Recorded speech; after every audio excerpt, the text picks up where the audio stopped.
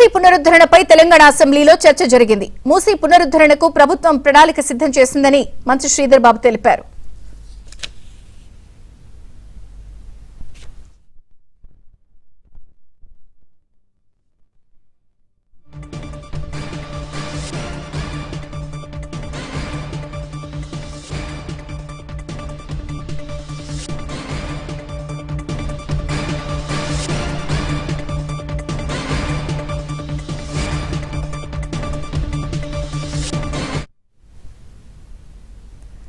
ఇక అసెంబ్లీకి కేసీఆర్ రాకపోతే బీఆర్ఎస్ పని అయిపోతుందన్నారు. తప్పు చేయకపోతే కేసీఆర్ సభకు రావాలన్నారు. సభకు రాకుండా పిల్లకాకుల మీద సభా సమయాన్ని వదలొద్దని కవిత సూచించారు.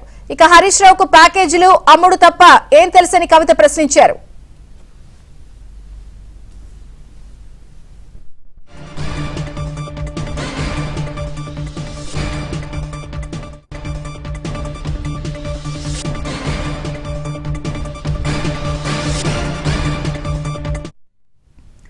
ఇక కేసీఆర్ పై రేవంత్ భాష సరికాదన్నారు కవిత. కేసీఆర్ ను ఒకసారి ఉరి తీయాలంటే రేవంత్ రెడ్డిని 10 సార్లు ఉరి తీయాలంటూ కవిత తీవ్ర వ్యాఖ్యలు చేశారు.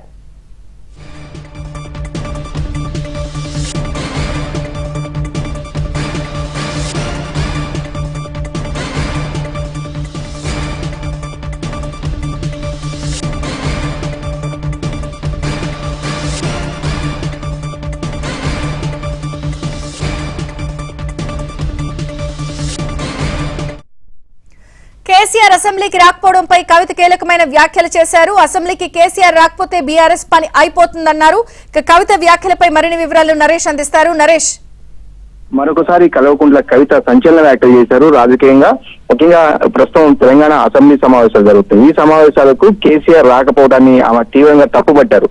ఈ సమావేశాలు కనుక కేసీఆర్ వచ్చి సమాధానం చెప్పకపోతే బీఆర్ఎస్ పార్టీ అవుట్, అంటే బీఆర్ఎస్ పార్టీ అయిపోయినట్టే అనేది ఆమె ప్రధానంగా చేసిన మాట. చిట్ చాట్ లో భాగంగా ఈ కామెంట్ చేశారు. అదేవిధంగా గత సెప్టెంబర్ లో ఆమె రాజీనామా చేశారు. తన ఎమ్మెల్సీ పదవికి సెప్టెంబర్ 3వ తారీఖు నాడు గత ఏడాది సెప్టెంబర్ 3న ఎమ్మెల్సీ పదవికి రాజీనామా చేశారు. అదేవిధంగా బీఆర్ఎస్ పార్టీ సభ్యత్వాన్ని కూడా రాజీనామా చేశారు. అయితే అప్పటి నుంచి కూడా ఆమె ఎమ్మెల్సీ పదవికి రాజీనామా చేయడం, అలాగే దాన్ని శాసన మండలి చైర్మన్ పెండింగ్ లో పెట్టారు. ఇప్పటి వరకు ఆమోదం తెలపలేదు. సో ఇప్పుడు ఆమోదం తెలిపే కంటే ముందే శాసన మండలిలో తనకు మాట్లాడే అవకాశం ఇవ్వాలనేది కవిత చేసిన డిమాండ్. సో ఇందులో భాగంగానే శాసన మండలి చైర్మన్ కలిసి ఆమె ఈ విషయం మీద కోరే అవకాశం కనిపిస్తుంది. అంటే ప్రస్తుతం ఈ 4 నెలల కాలంలో అనేక సమీకరణాలు రాష్ట్రంలో చోటు చేసుకున్నాయి. ముఖ్యంగా పాలమూరు, రంగారెడ్డి జిల్లాకు సంబంధించి ఆమె ప్రత్యక్షంగా అక్కడ పర్యటించారు, ఉమ్మడి మహబూబ్ నగర్ జిల్లాలో. సో అనేక అంశాలు తన దృష్టికి వచ్చాయని, అవన్నీ కూడా శాసన మండలిలో చెప్పాల్సిన అవసరం ఉందని ప్రజాప్రతినిధిగా అందులో భాగంగానే తనకు మాట్లాడే అవకాశం ఇవ్వాలని ఆమె కోరుతున్నారు. సో దీని మీద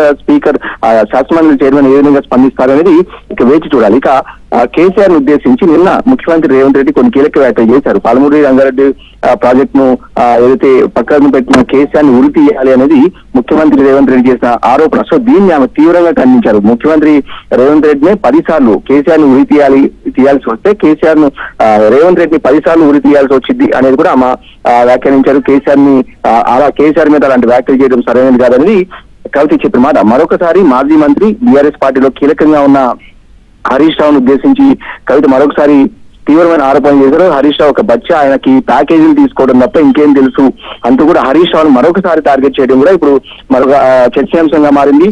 కేసీఆర్ సభకు రాకపోతే హరీష్ రావు అన్ని చూసుకోవడం సరైనది కాదు. హరీష్ రావు బచ్చ, కేసీఆర్ సభకు వచ్చి సమాధానం చెప్తే అది వేరేగా ఉంటుందనేది కవిత చేసిన కామెంట్స్. సో ఇంకా పాలమూరు రంగారెడ్డిలో ఏదైతే ప్యాకేజీలు అమ్ముకున్న వారికి డిప్యూటీ స్పీకర్, అంటే గత ప్రభుత్వంలో డిప్యూటీ స్పీకర్ ఇచ్చారని కూడా ఆమె ఆరోపించారు. ఇక ఏదైతే హరీష్ రావును ఉద్దేశించి వ్యాఖ్యలు చేయడం, అదేవిధంగా సిట్ ప్రభుత్వం ఏదైతే సిట్ వేసిందో సిట్ పిలిస్తే కనుక తాను వచ్చి అన్ని విషయాల్లో సమాధానం చెప్తానని కూడా కవిత చెప్తారు. ఇక మొత్తం మీద కవిత చేసిన